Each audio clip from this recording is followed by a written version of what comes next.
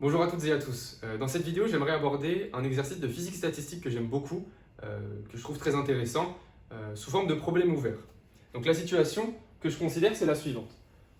On va considérer un cylindre de hauteur h et de rayon r dans une pièce à la température T.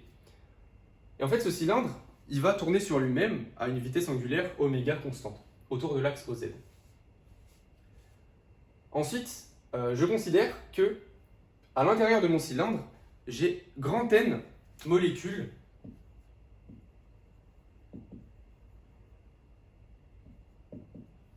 d'un gaz parfait et chaque molécule a une masse petit m. Donc j'en ai représenté une ici sur le schéma qui va être à une distance radiale petit r. Voilà, c'est comme ça que je vais paramétrer ma distance radiale. Je vais supposer que grand N est très grand devant 1, sinon on ne pourrait tout simplement pas faire de physique statistique. Et on va se demander quelle est la concentration moléculaire au sein de ce cylindre. Alors pour commencer, si on n'a pas vraiment d'idée, on peut se demander mais dans quel cas particulier le résultat va être simple. Alors par exemple, si oméga égale 0, mon cylindre ne tourne pas et là je peux intuiter un peu ce que va être la concentration moléculaire. En effet, si le cylindre ne tourne pas, à l'équilibre, puisque là j'ai oublié de préciser, mais je considère l'équilibre atteint, à l'équilibre, ma concentration moléculaire va être constante. Je vais avoir grand N divisé par le volume total de mon cylindre, soit pi r carré fois h. Aussi, je peux me demander, mais pourquoi on suppose que c'est un gaz parfait? Plutôt, qu'est-ce que ça implique comme hypothèse? En fait, gaz parfait, je rappelle qu'il y a deux hypothèses. C'est que chaque molécule est considérée comme un point matériel et qu'il n'y a aucune interaction entre elles. Ainsi, l'hypothèse de gaz parfait, ça implique que la seule énergie que porte chaque molécule, ça va être l'énergie liée à la force centrifuge que va subir cette même molécule. Donc ça veut dire que la seule énergie à considérer, c'est EP, qui est l'énergie de la force centrifuge, dont dérive la force centrifuge. Donc je rappelle que c'est moins 1,5 de mr carré oméga carré, où r donc c'est la distance radiale. Voilà. Donc cette molécule-là possède uniquement cette énergie potentielle.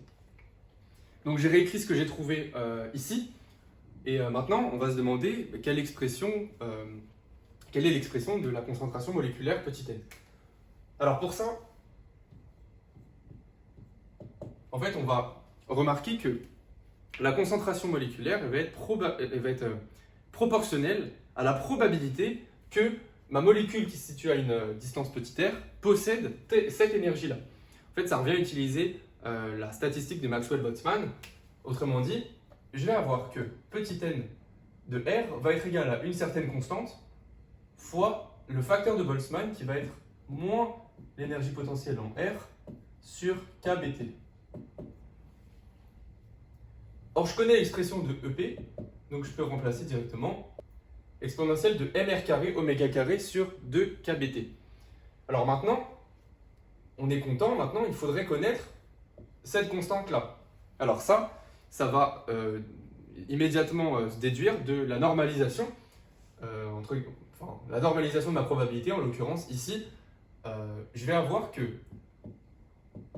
si j'intègre cette concentration moléculaire sur tout le volume de mon cylindre, je vais retomber sur grand N. Autrement dit, grand N, je vais pouvoir l'écrire comme l'intégrale de 0 à grand R de NR fois 2pi R dr H. Où ça, c'est un élément de volume infinitésimal. En fait, c'est, mettons que je considère tout mon cylindre comme ça c'est mon cylindre de hauteur H. Je considère comme élément de volume un petit cylindre à l'intérieur, petit cylindre d'épaisseur dr. Bon, je ne sais pas si on voit très bien, et de hauteur h lui aussi. Et en fait, en intégrant sur plein de petits cylindres comme ça d'épaisseur dr, en faisant l'intégrale de 0 à r, de 0 à grand R, je vais retomber du coup sur le volume total. Donc maintenant qu'on a ça, on peut réécrire que c'est donc 2pi h fois l'intégrale de 0 à r de n0, que je vais pouvoir sortir, le mettre en facteur, exponentielle de m r carré oméga carré sur 2kb fois t fois RDR. Alors maintenant, pour intégrer ça, je vais faire un changement de variable où je vais poser u égale le terme que j'ai dans mon exponentielle, donc m oméga carré r carré sur 2kbt, et je vais obtenir 2pi h n0. Mon intégrale, maintenant, mes bornes vont de 0 à m oméga carré r carré sur 2kbt. J'ai mon exponentielle de u.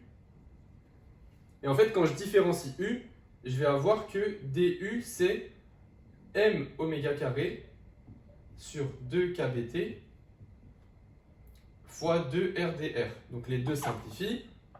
Et j'identifie que RDR, c'est kbt sur m oméga carré fois du. Donc là, j'ai kbt sur m oméga carré fois du. Alors ce terme-là est une constante. Donc je vais pouvoir le sortir et je vais écrire que on a 2pi h n0 kbt sur m oméga carré fois l'intégrale de 0 à grand R de exponentielle de u du. Ah pardon, c'est plus grand R, autant pour moi, m oméga carré r carré sur 2 kbt. Faut faire attention dans les bornes d'intégration en changeant de variable. Donc voilà, maintenant j'ai grand N qui vaut tout ça, et ça s'intègre facilement, et du coup je vais obtenir que grand N égale à 2pi h n0 kbt sur m oméga carré fois donc exponentielle de m oméga carré r carré sur 2 kbt moins 1. Et maintenant on est content puisque on va pouvoir utiliser cette expression-là pour isoler petit n0, ce qui va me donner que petit n0 c'est m oméga carré fois n sur 2pi h, le n0 n'y est plus, kbt fois 1 sur exponentielle de m oméga carré r carré 2 kbt moins 1. Et du coup, voilà l'expression de petit n en fonction de r. On a cette grosse expression-là. Alors maintenant, on va pouvoir se demander, premièrement, si oméga égale à 0, est-ce que déjà on retrouve la bonne expression? Alors si oméga égale à 0, attention à ne pas aller trop vite, puisque ici on va avoir du 1, mais ici, si je prends 1, on va avoir 1 moins 1, ça fait 0 et c'est pas possible. Donc on va devoir aller à l'ordre suivant. Et du coup, si je regarde n de r quand oméga tend vers 0, je vais avoir n m oméga carré sur 2pi h kbt fois 1 sur, du coup je fais un développement limité de ça à l'ordre 1, à l'ordre 2 en oméga, et j'obtiens m oméga carré r carré